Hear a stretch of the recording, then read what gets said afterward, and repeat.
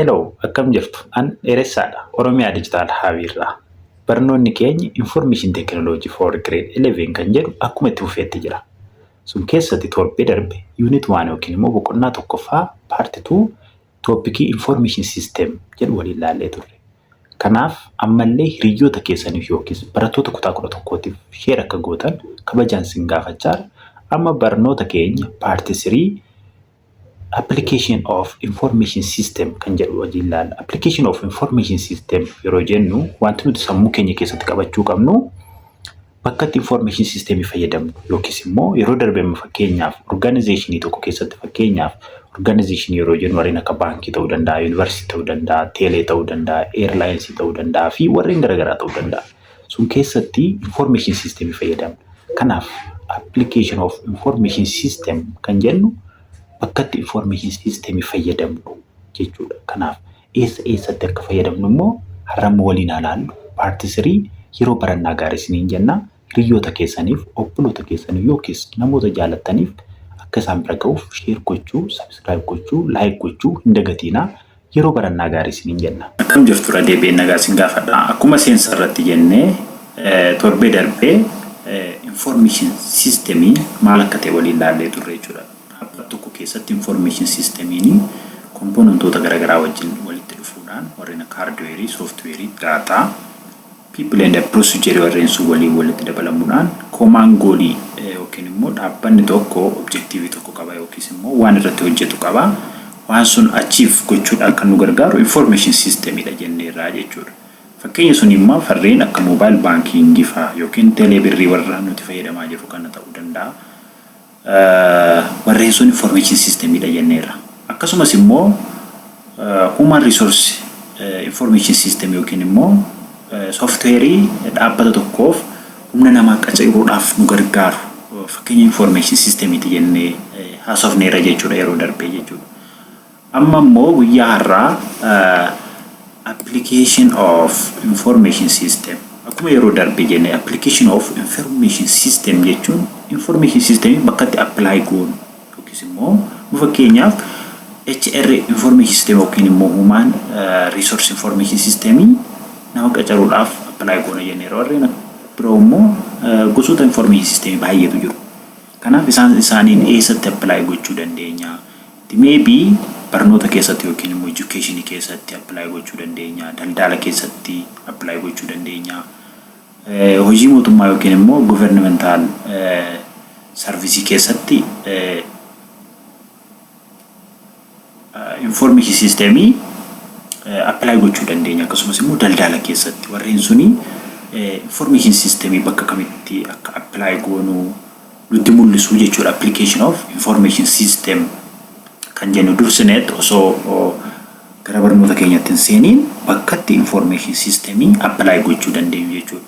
Sun dura garuu wanti asiniin jechuu barbaadu barattoonni kutaa 11 yookiis barattoonni biroollee tiitoorii kana laaltanii tiitooriin kun osoo akkamitti irra deemee gaariidha kan jedhu kontaaktii na gochuu dandeessu. Wantoonni garaagaraa guutuu dhiisu ta'uu danda'a, sagalee ta'uu danda'a, viidiyoo ta'uu danda'a. Bifa akkamiitiin osoo isinii dhiyaate irra isinitti tola jechuun barbaada. Akkasumas immoo hiriyoota keessaniif share godhaa, subscribe godhaa. Afaanota baay'eedhaan ni hojjetama tiitooriin kun nan arga. Afaan Amaariffaatiin ni hojjetama, afaan Ingiliffaatiin ni hojjetama, afaan Oromooffaatiin immoo yookiin immoo afaan Oromoo kan jennuun immoo baay'ee akka barbaannetti argachuu hin dandeenyu. Kanaaf yaada akkasuun jedhuunidha kanan hojii kanatti seene jechuudha. Kanaaf hiriyoota keessaniif share godhaa, subscribe godhaa, like godhaa, gara barnoota keenyatti fufnaa jechuudha. So application of information system yeroo jennu kana keessatti jalqaba barnoota keenya irratti brainstorming share idea information systems that are used to provide service in the business environment. Business keessatti information system akka fayyadamnu yaada keessan bakkuma jirtanitti isinii share godhaa. Qofaa keessan yoo jiraatan immoo sammuu keessan keessatti yaada business keessatti information system eessatti akka fayyadamnu jechuudha. Erga kana barnoota keenya barannee booda sirriitti business keessatti eessatti akka fayyadamnu nuuf galuu danda'a jechuudha. So when we start this topic, information system have now become the means through which different information technology enables service provided by organization. information technology jenna. Information technology yeroo jennu digital taasisuuf yookiin immoo electronically yookiin immoo digital wantoota fayyadamu garagaraa jechuudha. So these information tech enabled service are usually known as e-service, electronic service. E-service are defined as the provision of public service using technology as mode of service delivery. Service yamu fakkeenyaaf uummata biraan ga'uudhaaf e-service kan jennu kuni service gosa barbaade haa ta'u uummata biraan ga'uudhaaf fakkeenyaaf ibsaa kanfaluu ta'uu danda'a, bishaan kanfaluu ta'uu danda'a, kaffaltii mana barnootaa kanfaluu ta'uu danda'a, bilbila keenya yookiin immoo elektiroonik yookiin dijitaalawaa fayyadamnee waan service sun sarvi goonu yookiin immoo gara uummataatti waan nuti sarvi goonu e-service jennaa jechuudha. So for example, bank provide banking service. Banking service yamu mobile banking ifa ta'uu danda'a, ATM ta'uu danda'a. Warreen sun hundi isaanii banking service yookiin immoo banking service jechuudha through mobile phone without the need to go to bank branch. Fakkeenyaaf namni baadiyyaa jiru tokko yoo internet access qaba ta'e baankii osoo hin deemin tajaajila baankii argachuu danda'a. Karaa kamiin? Karaa mobile banking jechuudha. So banking service jennaa jechuudha isaaniin. So these different type of e-service are discussed below. E-service warri jennu kun immoo yookiin immoo electronic service warri jennu kun immoo arranga list yoo ta'anii jiru isaaniin discuss gochuutti deemaa irraa jechuudha. Tokkoffaa irratti maal arganna?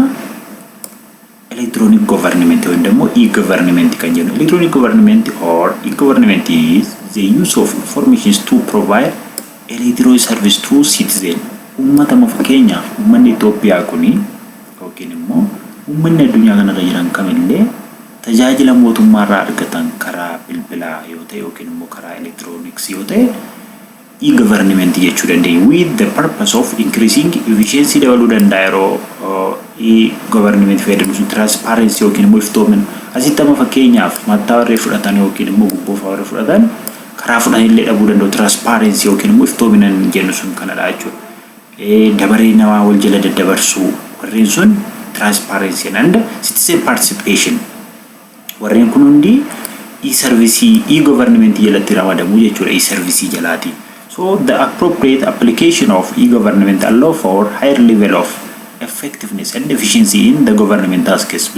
Yeroo baay'ee jechuudha amma nuti dhaabbata yookiin ganda tokko yoo deemne yookiin immoo qabaleessa jennu sun yoo deemne sa'aatii booda deebi'aa nuun jedhu hojii xiqqoo hojjechuudhaaf sa'aatii booda deebi'aa nuun jedhu boruu koottaa nuun jedhu waan sun hin jiru jechuudha. Dhaabbanni mootummaa tokko yoo yookiin immoo electronic government fayyadame waan sun hin jiru jechuudha. Asuma teenyee bilbila keenya fayyadamne bilbila harkaa keenya fayyadamne asuma waan barbaanne guutuu dandeenya jechuudha. Asuma waan barbaanne request ergachuu dandeenya jechuudha. So government warri jennu warreen akkasumiiti jechuudha. So it is also improve efficiency of communication among different governmental office. Efficiency of qulqullina communication governmental office keessatti illee dabaluu danda'a. Amma yeroo baay'ee organization gidduu ta'uu danda'a. Fakkeenyaaf waajjira daldalaa fi waajjira biraa gidduutti ta'uu danda'a. Efficiency communication gaggeessuu dandeenya jechuudha. Kanaaf hojiin mootummaa actively hojjetamaa jechuudha. Duubatti harkifamuun hin jiru actively hojjetamaa jechuudha.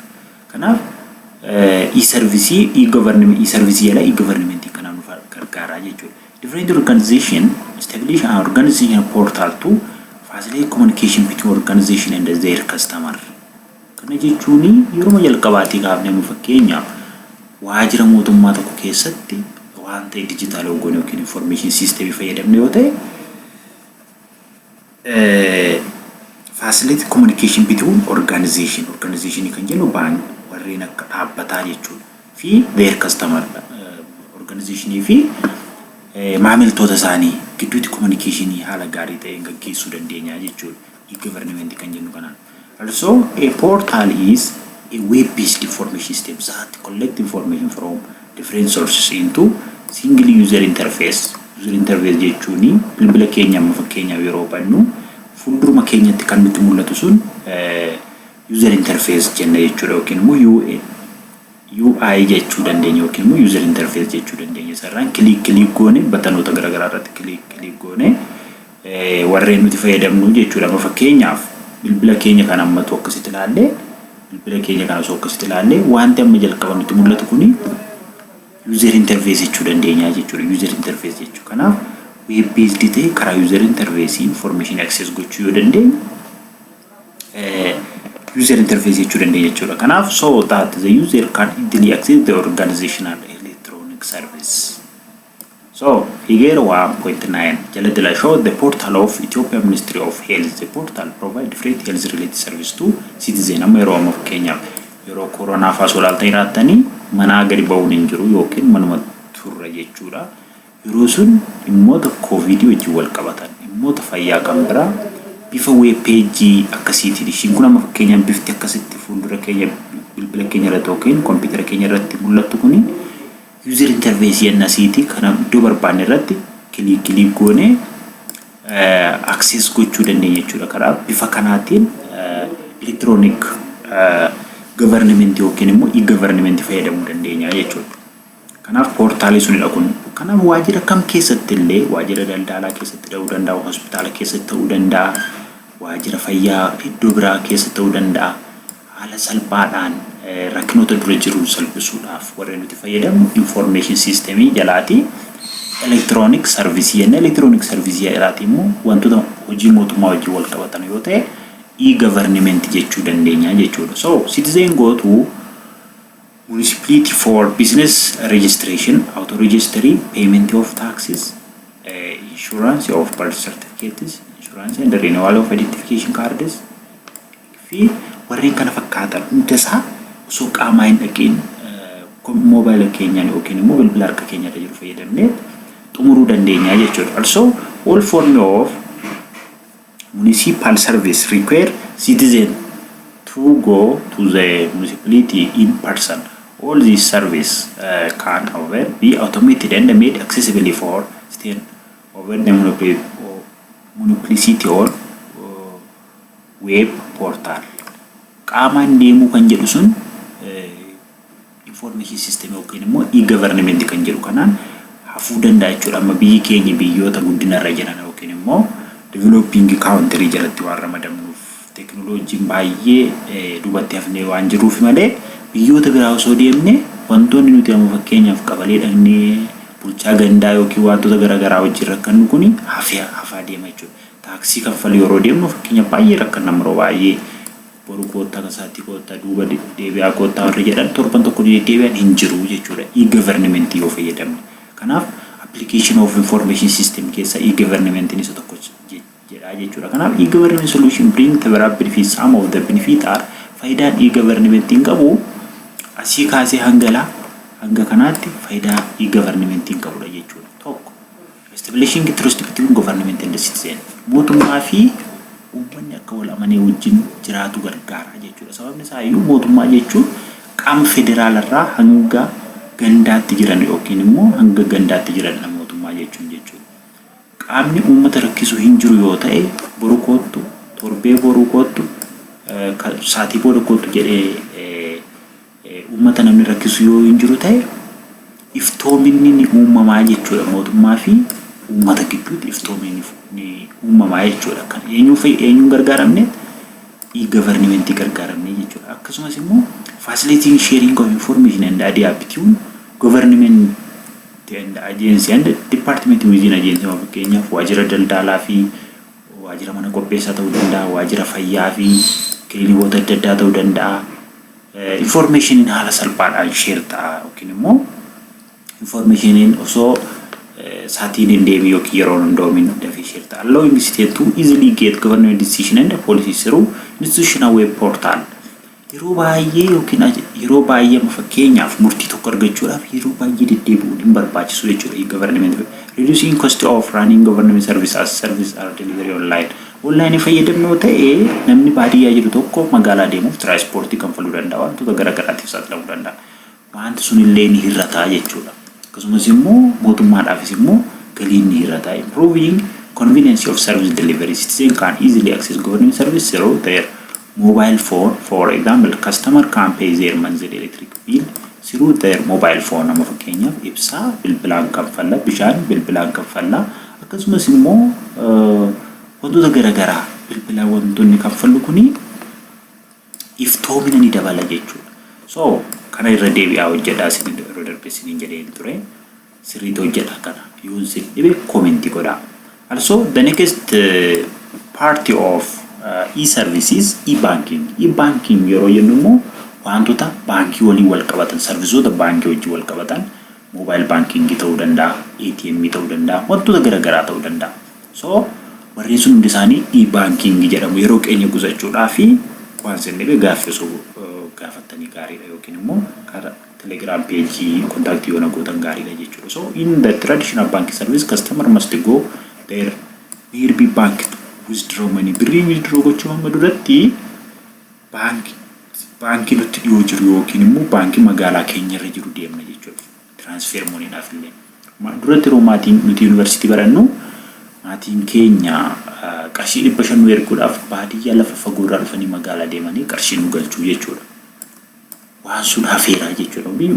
Baadiyyuma taanee bilbila keenya fayyadamne amma fakkeenyaaf ishee amma bilbila kana fayyadamtoota barattoonni kutaa hora tokko ni fayyadamtoota yaada bilbila keenya kana ishii kanatti applicationii baankii jechaadha ishii kun ishii kana fayyadamne pinii gashinee achirraan baankii servicii fayyadamuu dandeenya warreen kun hundi isaanii e-banking jechuu dandeenya jechuudha warreen as keessatti argaman kun. So and they pay their utility bills.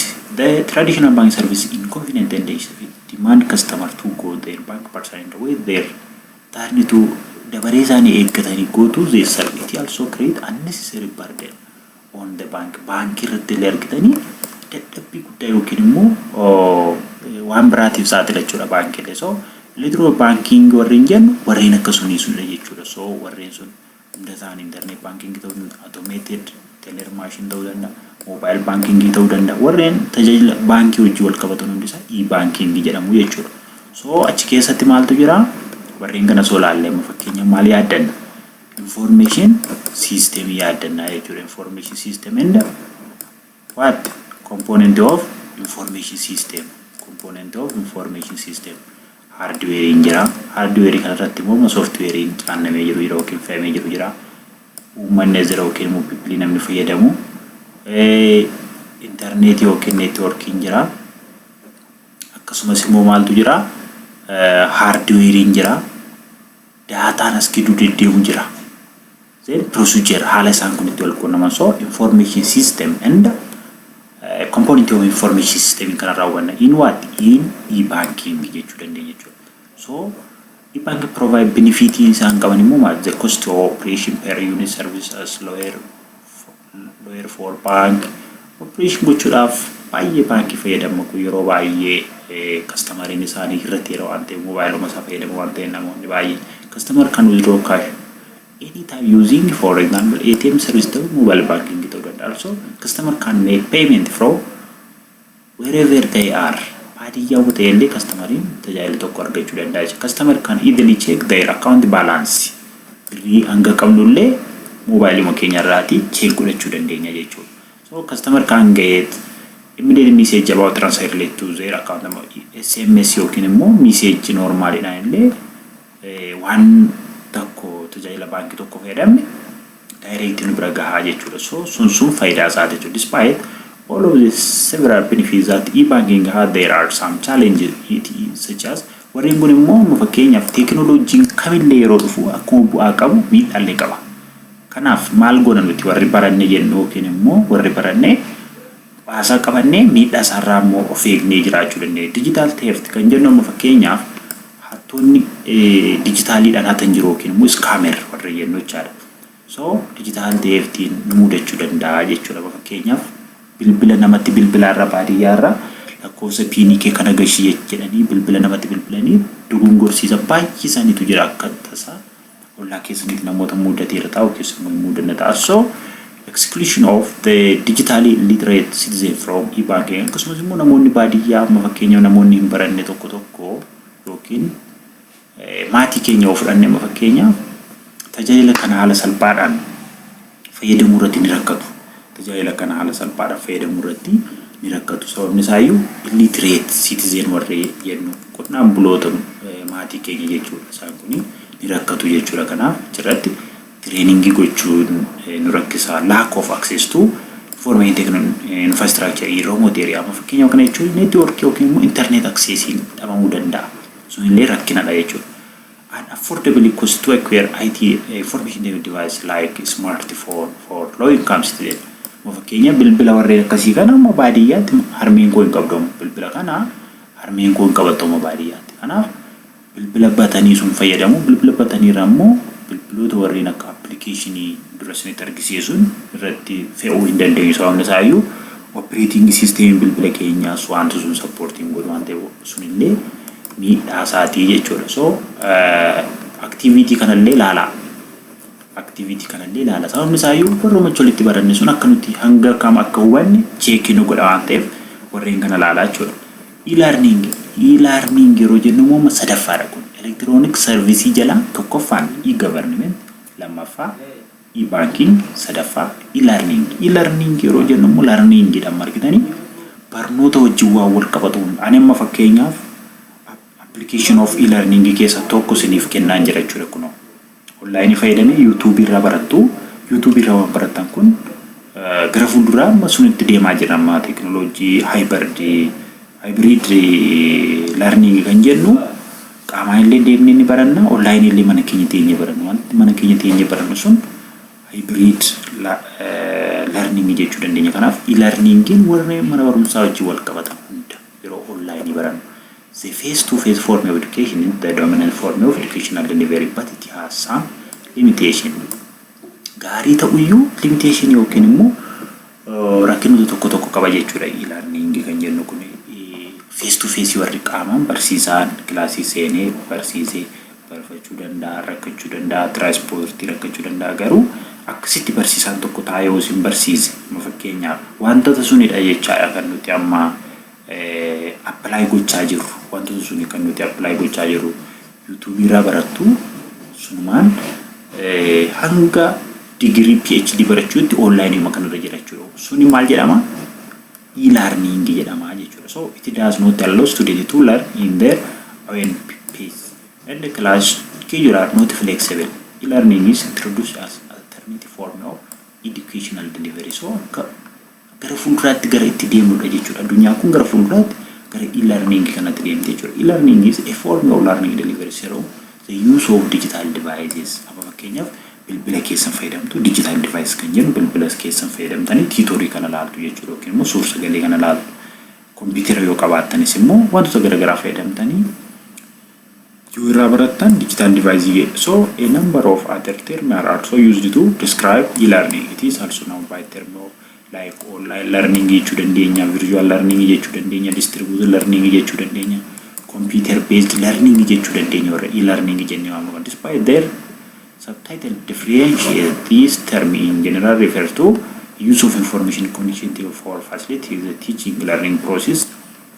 So e-learning jennee waamna jechuudha general asan to learning is provided over the internet. Internet irratti deemtee fakkeenyaaf YouTube maaliin seentanii ammasin internet qabaannaa yookiin internet access qabaannaa YouTube seentanii viidiyoo kana ilaalaa jirtu jechuudha. So internet fayyadamnee access gochuu dandeenya. Also it is referred to as the online learning jechuudha. The main component of e-learning are the internet, computer, mobile phone, digital learning resource, content developers and amma content developers such as teacher and graphic editors. Fakkeenyaaf haaluma salphaadhaan amma akkasiin bira gahuuf content editors jedhamu, content developers jedhamu amma fakkeenyaaf akkasumas immoo teachers illee ta'uu danda'a.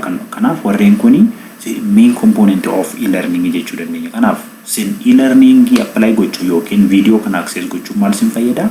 Maal tajaajilamtu? Internetii sin barbaachisa, computer yookiin immoo mobile phone sin barbaachisa, akkasumas immoo digital learning or resources akkasuma ani immoo content developer ta'uu danda'a jechuudha. So warreen kun e-learning component jechuu dandeenya jechuudha. Warreen kana barsiisaan azira kana anaan bakka buusaa fakkeenyaaf anaan yoo bakka buustan barsiisaadha jechuudha. Asitti immoo digital learning resources warreen barachuun gargaaramu kun immoo isin immoo barattoota kompiitara keessan irraa ta'uu danda'a moobaayilii keessan irraa yeroo barattan akkasitti tilmaamamtu jechaadha. So graphic editor yeroo jennu immoo fakkeenyaaf ani asitti erganii viidiyoo kana qopheesse wantoota tokko edit gochuu nan danda'a. So graphic editor jedhama sun immoo. So hundi keenya immoo maal fayyadamna wal arguuf immoo interneetii fayyadamnaa jechuudha. Interneetii fayyadamnaa jechuudha. Kanaaf interneetii fayyadamne YouTube seetu sinillee ani immoo wanta asitti barsiise kana YouTube irratti fe'aa jechuudha. So e-learning warri jennu yookiin immoo component of e-learning warri jennu warreen kana hundadha jechuudha. Some of the benefits that e-learning offer to learner are flexibility learning type. Barbaadan halkan barachuu barbaadan dandeessu, barbaadan guyyaa barachuu dandeessu sun flexibility learning time jechuu dandeenya jechuudha. Learner can access and learn at any time or any day. Barbaadan halkan sa'aatii 6tti barachuu dandeessu jechuudha waan ani isinitti erge kana. So implementation of student centered learning. Implementation of student learning. Learner can learn on their own pace. Akka barbaadan itti fakkeenyaaf barbaadan barreessaa, barbaadan nootti qabachaa garuu kaayyoonsaa sin waa hubachuudha kanan barbaadan illee jechuudha. Kanaaf e-learning jedhama jechuudha. Access to variety of education resources from different school or university. Warreen kun illee faayidaa isaati jechuudha. Rich multimedia learning resources, multimedia e-learning content learner to be active learner. Anillee amma gara fuulduraatti jechuudha. Fakkeenyaaf bifa viidiyoo kanaan wanta qopheessu kana gara practicalitti illee deemuu dandeenya. Kanaaf warreen sun hundi isaanii faayidaa e-learning reduce educational costs. There are no costs for travel and accommodation. Training center deemnee kompiitara baranna soo jettanii amma gara fuulduraatti basic computer skill illee asumarratti sinan barsiisuu yaala. Akkasumas immoo graphic design illee asumarratti barsiisuudhaaf karoora ni qabna. Akka Oromiyaa Digital Hub'itti warreen sun deemtanii barachuudhaaf transportational costing irraa irrataa kanfaltiin si mana barumsaatti kanfaltan irraa irrataa ingi centeriitti kanfaltan irraa irrataa jechuudha. So the main disadvantage ደግሞ ምንድነው ማለት disadvantage insa physical isolation of student from teacher and other nuti fisin wal dhabna jechuudha barattoonni fi barsiisaan qaamaan wal arguun gaariidha yeroo tokkotti. Kanaaf wanti sun disadvantage jechuudha. Teacher have little control to monitor the progress of student.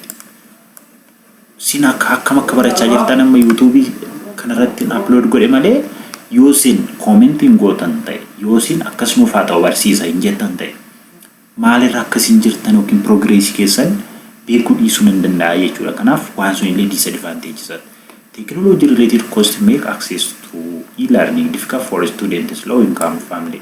Kun amma fakkeenyaaf viidiyoon kun warra kan bira gahaa warreen akka smartphone illee qaban smartphone kana warra qaban yookiin immoo kompiitara warra qaban bira gahaa warra baadiyyaa jiran bira rakkina ta'uu danda'a jechuudha. Ammas kanaaf sunillee disadvantage e-learning jechuudha. Kanaaf warreen akkasitti ilaalaa jechuudha. Gaaffii gaafadhaa ani obboleessi keessa waan barbaadan isiniif deebisuu hin danda'a. Kanaaf gaaffii gaafachuu hin dagatina. So activity kanallee ilaalaa isuma warreen kaanedha sirriitti irra deebi'aa ilaala. E-commerce kan jennu immoo daldala online bitanii gurguruu jechuudha. E-commerce jechuun waa biraa miti. Online meeshaa bittaa online dabarsitee gurgurta. Bilbila ta'uu danda'a, kompiitara ta'uu danda'a. Wanti nuti online interneetii irra fayyadamne binnee gurgurru e-commerce jedhama jechuudha. Kanaaf yeroo keenya qusachuudhaaf damnee e-commerce electronic commerce buying and selling goods and service over the internet. Dhume bakka kanuma bakka hiika biraan qabu e-commerce jechuun internet irratti binnee gurguruu gidduutti waa bu'aa wayii buufachuu jechuudha e-commerce jedhama. So e-commerce fundamentally a website deployed over internet to handle online transaction. Buyer go to e-commerce website using their smartphone or computer. Argitanii smartphone fi computerin ammallee nu biraa hin hafanii jechuudha. Sababni isaanii iyyuu the component of information system jennee barannee irra waan ta'eef jechuudha. Component of information system computer keenya yookiin immoo laptop keenya yookiin bilbila keenya nu biraa hin hafanii jechuudha. Yoo kamillee information system kamillee fayyadamne isaan dirqama. Akkasuma internetiin dirqama, softwarein dirqama, nuti warri fayyadamnu sun dirqama. Akkasumas immoo seera wayii irratti hundoofneetidha kan nuti barannu. Kanaaf waan sun illee dirqama jechuudha. Kanaan waa'ee e-commerce bira dabarre gaadhaa jaadha. Daldalaan azirama fakkeenyaaf namichi bituu azira interneetii fayyadamaniit wanta database keessa jiru bitu. fakkeenya bilbila sirratti seef ta'ee jira. Fakkeenya kana immoo Alibaba fa'aa soo fudhanne. Alibaba fa'aa soo fudhanne fakkeenyaaf Alibaba fa'aa soo fudhanne. Sorry walitti deebineerra. So warreen kuni e-commerce component of e-commerce jechuu dandeenya. E-commerce yookiin online gurguruuf bituuf warreen kana dirqama nu barbaachisaa jechuudha. So in Ethiopia, small business which sell different type of product online have mushroomed. Nama baay'atanii jiru jechuudha. Fakkeenya baay'atanii jiru. Akkuma Itoophiyaatti yoom deliver warri godhan amma bilbilee amma nuuf ichisiisuu dandeenya meeshaa garaagaraa jechuudha. So itti yaada gaafadhaa namoota isin hangafoota keessan yookiis immoo obboloota keessan gaafadhaa amma baay'ee deemee jira waan ta'eef teekinooloojiin jabaachuu qabna ijoollee keenya. So the flexibility with which customer browse product and compare price and buy the cheapest offering contributing to the growth of such as type of business. So warreen kun hundi isaanii e-commerce jennee bira darbuu dandeenya jechuudha. Gaaffii yoo qabaattan barreessaa yeroo deemaa jiran gad danda'ametti sasalphifnee xumuruu dandeenya jechuudha. Fakkeenyaaf argitanii warreen kana fa'aa online binne makiinaa fa'aa online bituu dandeenya akkasitti gatiin isaanii jira. Kanarra deemnee order goona. Ordering keenya sun immoo yeroo nuti barbaanne keessatti nu bira gaasoo e-commerce online product selling. Some advantage isaa maalidha? Avoiding intermediary. Dallaalaa inni jedha kun hafeera ammas gidduutti. Dallaalaa inni amma commission percentii lama muratan sun asirratti ni hafaa jechuudha. So convenience customer can order product from where they are. Bakkuma ta'anii amma fakkeenyaaf ani yoon hamboo jira ta'e Finfinnee kan jiru bakkuma jiru ta'een ajajadha jechuudha. Increases bargaining power for the customer. Customer can easily browse the price of different markets and choose the list price. Kan nuti tolee gatii nutti tolee bitanna jechuudha. So global reach. Addunyaa irraa illee waa garaagaraa bitachuu dandeenya fakkeenya Amazon irraa, Alibaba irraa waan barbaanne bitachuu dandeenya jechuudha. So aktiivitoota kana hojjedha ammas aktiivitoota kana hojjedha. Yoo isin dhibe koomentii godhaa yookiin dubbisa. Telemedicine jechuun immoo konseptiin isaa maalidha? Doktorri tokko lafa fagoo taa'ee komponentoota information systemii sun fayyadamne jechuudha. Biyya biraatti dhukkubsataa yaaluu jechuudha. Telemedicine jedhama kun. Biyya keenya keessatti ganaa ta'ullee biyyoota guddatan keessatti China taa'ee Jaappaanitti yookiin immoo China taa'ee Itoophiyaa keessatti doktora nama dhukkubsate tokko yaaluu jechuudha. So telemedicine refers to the practice of caring for patient remotely without the caregiver and the patient being in the some physical location. Gara hospitaala sun deemee manuma koo algaa kurra ciisee yaalamuu jechuudha. Garuu maaltu jiraachuu qaba? Deviceonni warreen akka kompiitaraa yookiin immoo wanti doktora biyya Ameerikaa biyya China jiru suniif information kennu jiraachuu mala jechuudha. So telemedicine yeroo jennu kanadha jechuudha. Toopikii tokko irratti gaaffii yoo qabaattan sirriitti kontaaktii na gochuu dandeessu. I promise waadaa isiniif hangalaa akkasiin barbaadanitti isiniif deebisa. So komponentoonni immoo warreen kanadha. Telemedicine communication jira. Doktoriin biyya China jennu. Kanaaf warreen kun hundi isaanii telemedicine mobile based service jedhamu jechuudha. Kanaaf warreen kana hunda yoo qabaanne baankii jechuun asitti kan galeef kanfaltii kanfaluudhaaf dhukkubsataan as jira, kompiitara fayyadamaa jira. Algaan kun illee information dabarsuu danda'a jechuudha warra kanatti. Information sababni isaa algaan kun dijitaalidha. Hundi isaa dijitaal ta'ee jira, information dabarsuu danda'a. Ma konseptiin amma yeroo university sentence barachuu dandeessanii yookiin immoo chapter 2 keessatti kan barattan emerging technology kan jennu keessaa internet of things wanti jennutu jira. Internet of things suni warreen akka algaa kana ofuma isaanii ergaa yeroo dabarsan internet of things jedhama. Isaan yeroo biraa irratti haasofna jechuudha. There are now the mobile based medicine service providers are starting to use their mobile to monitor and track their health condition. Mobile keenya laallee amma fakkeenyaaf dhukkuba kalee, dhukkuba tiruu, dhukkuba waan garaagaraa kan warraati check gochuu dandeenya jechuudha. Onneen keenya dhahannaa onneen keenya sirrii ta'uu fi sirrii ta'uu dhabuusa saatii harka keenya irra jiruun illee adda baasuu dandeenya jechuudha. So warreen kuni telemedicine mobile based service jenna jechuudha. Warreen kanallee akkasuma. Doktorri tokko jira, dhukkubsataan jira, glukoosii illee afuma sanatti connect ta'ee bilbiluma isaa hubatee blood pressure isaa illee asuma check ta'a jechuudha. So temperature ni qaama isaallee heerti dhahannaan onnee isaallee asuma interneetii umarraan hundi kun akka tokkotti dhukkubsataa tokko check ta'a jechuudha. Doktorri kun eessa jira? barbaade Chaayinaa jiraachuu danda'a jechuudha. Barbaade Awurooppaa jiraachuu danda'a. Nuti immoo Itoophiyaa keessa taanee tajaajila kana argachuu dandeenya. Karaa maalii? Karaa teelemedisinii jechuudha. Kanaaf advantage of overcoming geographical barrier to access health. Chaayinaa inni yaalamuu dandeenyu ta'e teknooloojiin sun Itoophiyaa keessa jiru ta'e asumatti fayyadamuu dandeenya jechuudha.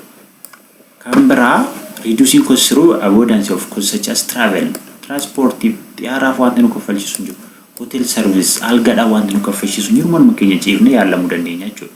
Also access to special physical by people who live in remote location.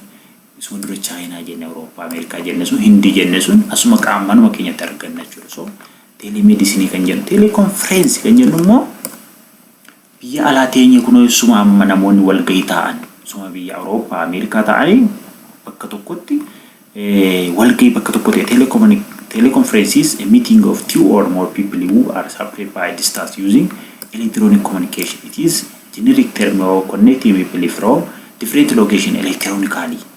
Zoom ta'uu danda'a kun immoo audio conference, video conference ta'uu danda'a. Audio conference jennu sagalee qofa, video conference immoo bifa suuraatiin. Osoo isin barattoonni koo gaaffii si barbaannaan jettanii quunnamtanii isiniif haala mijeessuu ni danda'a jechuudha. Zoomiidhaan ta'uu danda'a, Google Meetingidhaan ta'uu danda'a, video conference jedhaman. Audio conference immoo sagalee qofa yeroo walitti haasa'u. Kun amma fakkeenyaaf audio conference dha. Namoonni sadan sun kun Ameerikaa jiraachuu mala, kun Chaayinaa, kun Itoophiyaa jiraachuu danda'a. Sadan isaanii suma ta'anii mari'atu jechuudha bilbiluma kanarratti. Kanaaf teelee conference, audio conference kan sagalee qofa yeroo ta'u audio jennaa jechuudha. So kanallee ibsuu yaala. Video conference kan jennu immoo fiizikaalii akkanatti fiizikaalii sun taane suurri keenya wallaalaadha. Yookiin immoo viidiyoo keessaan yookiin karaa bilbila keenya wallaalaa Zoom ta'uu danda'a, Google Meeting ta'uu danda'a, Microsoft Teams ta'uu danda'a. Isaan sun hundi isaanii wal arguudhaan fuula walii arguudhaan viidiyoo conference jedhama jechuudha. Call conference irraa suniin garaagarummaa qabaa jechuudha. Sun akkasidha kun suuradha, kun suuradha. Biyya Chaayinaa ta'uu danda'a, Ameerikaa ta'uu danda'a, Awurooppaa ta'uu danda'a, Afrikaa ta'uu danda'a. Fi warreen kan hundi isaanii yeroo walitti haasa'an video conference jedhama. Video conference jedhama jechuudha. Kanaaf warreen kun hundi application of information system jechuu dandeenya jechuudha. Baay'een akkan ariifadhe nan beekaa. Xumuruu waan barbaade paartii siriin xumurra jenneeti waan ta'eef.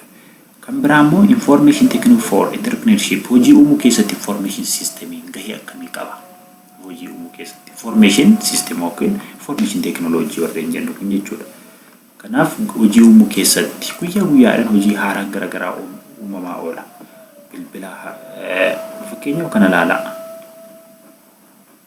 Websaayitiin uumameera e-commerce jennu sun bilbila asirratti gurguramaa jiru. Hojiin uumamee immoo uumameera. Hojiin uumameera jechuudha. Online mobile sales gosa e-commerce kanaaf information technology fayyadamneeti uumnee jechuudha waan sun. Information technology fayyadamnee uumnee jechuudha. Warreen kana sirriitti hunda isaanii dubbisaa komentii naaf godha.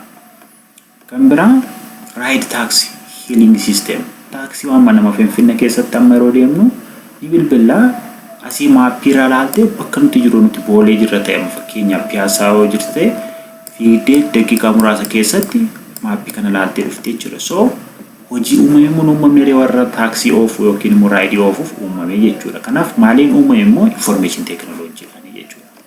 Kanaaf activity kanallee ilaalaa samarii kana hunda isaanii sirriitti dubbisaa hojii manaati kuni. Kanallee hunda isaa warruma kana olitti barannedha. Kan biraa kana nama komentii irratti deebii kana haala gaariidhaan naa deebiseef kaardii birrii 50 hanga 100tti badhaasuu nan danda'a. Hundi keessanii yoo asirratti deebisuu yaala. Deebisuu yaala. Nama deebii sirrii deebiseef laaleen kilaasii taanutti yookiis immoo kilaasii dhumaarratti kaardii abbaa yookiin abbaa 50 sinan badhaasa jechuudha. Haala si yaalta irratti kan hunda isaayyuu yaala. Yoo sin dhibe immoo na gaafachuu dandeessu garuu yaaluu qabdu dirqama jechuudha. Kan hunda isaa yaala kaardii badhaafamtuu jechuudha. Kanaaf yoo sin dhibe hunda isaa laala yeroo itti aanutti maal barannaa? Emerging technology yookiin immoo technology gara fuulduraatti dhufaa jiranii fi technology haaraa warsa jedhamu kanadha. yeroo gaarii qabaanne irra jedhee yaada turtii gaarii deebii kana deebisuu yaala kaardii abbaa 50 yookiin abbaa 100 sinan badhaasa waan ta'eef jechuudha jabaadha turtii gaarii komentii godhaa hiriyoota keessaniif sheer godhaa nagaan tura.